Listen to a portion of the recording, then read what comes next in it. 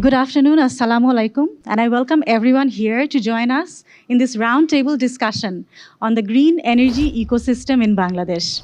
So, to give us more context in this renewable energy sector, I will request Mr. Shahriar Ahmed Chaudhary to present us a short keynote. If the temperature of our world goes beyond 1.5 degrees, more than the pre-industrial era, then it will be very difficult for us to keep the world livable. We have the net metering policy guideline that is very important for us and also for the industry. If you have empty space in your roof or any area inside your premises, then you can install the renewable energy systems and you can use that one. Primarily, you will install that for your own use, and if there is any excess amount of energy, you can export that to the grid and government will pay. So from here, I will move on to His Excellency Espen. Sustainable transport systems provide benefits for society. Electric cars and buses improve air quality in towns, and quieter high-speed passenger vessels give commuters a more comfortable ride. I can mention that Norway has the highest penetration of electric vehicles in the world. Public transportation is important, and also commercial transport. We must enable commercial transport to become more efficient and sustainable. We must therefore aim to make it easy for businesses to transport goods in climate-friendly ways. Norway aims to have a competitive manufacturing sector that produces low-emission goods and products by 2030. And we are part of the EU system for this, so we are trading there's this emission trading system. So there is a price on emissions. There is also a culture of cooperation between leading centers of expertise, innovative startups, and established industries, which drives the development of innovative solutions. So we have Faisal Rabbi Bhai, and I know you are representing from H&M. The science is very clear, right? That we have to keep the temperature of the world within 1.5 degrees centigrade. And that is why it is very important for H&M Group and for every one of us probably in this room that we set targets that are scientific, that are science-based, and based on that we decide where we want to go ahead. For instance, for H&M Group, our target is to reduce 56% of absolute emission from our supply chain. So 56% reduction, given the baseline is 2019 and the target line is our 2030. We do not have a lot of time, and it's a humongous target. So first of all, you need to increase your electricity generation.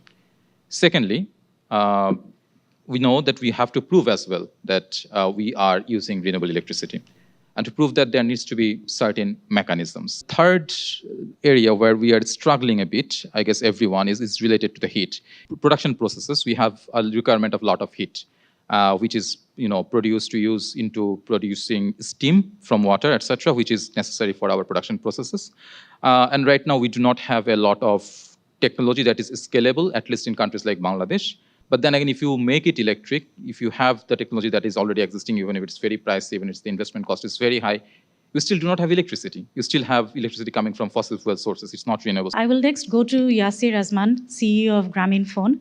We have a same science-based target from the Paris Agreement that by 2030, you'd like to reduce by 50% with the baseline from 2019, and we are serious that Grameenphone management will get evaluated in 2024 not by revenue and profit, by its contribution to the environment, how it's taking care of and bringing in renewable energy. Today we have, let's say, 1,200 sites we have converted to the solar energy. We can do maximum 6,000. If you see, those are ground-based, on the ground or towers. Rest 14,000 we cannot, and it is increasing. And how do you get that? Where do you get the renewable energy? So we have Tham Chi On, the Group CEO of Detrolic Energy. So my experience in different countries is that, first of all, there are a few ways of procuring green energy. Number one is through distributed generation. In many countries, after you install solar rooftop, they will buy renewable energy certificate.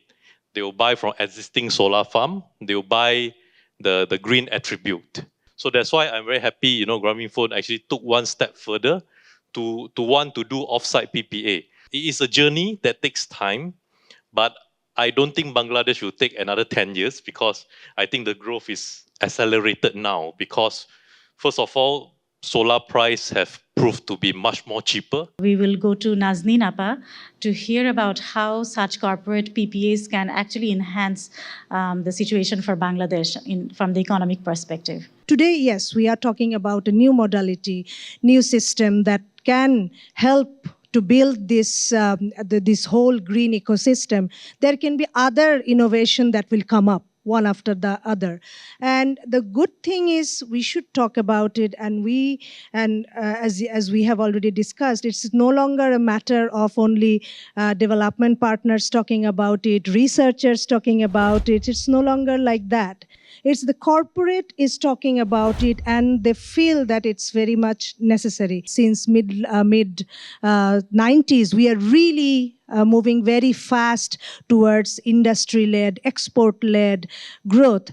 But then we talk less about environment, we talk less about energy saving, but we really feel that for our sustainability, it's so much necessary. Our research has shown that the people living in the climate vulnerable area have to save for facing the climate disaster that maybe you and I don't have to do. So this responsible initiative by the corporate, and together with development partners and the government can really make a big change in the livelihood and the status of the life of poor people also. Thank you very much. Thank you for your support, Nazneen Appa from UNDP. Shari Bhai, I think you have also reflected that existing policies can be utilized to have this discussion, and this can be the way forward. And I think the best part is that we are not talking in silo, we are talking together, and it is fully aligned with the national agenda as well. The national agenda points at 40% renewables by 2041, and we are all aligned to achieve this national agenda. So I think with that, we can draw a conclusion to our roundtable discussion today. Thank you everyone for listening, and I hope we can reach our ambitions. Thank you. Assalamu alaikum.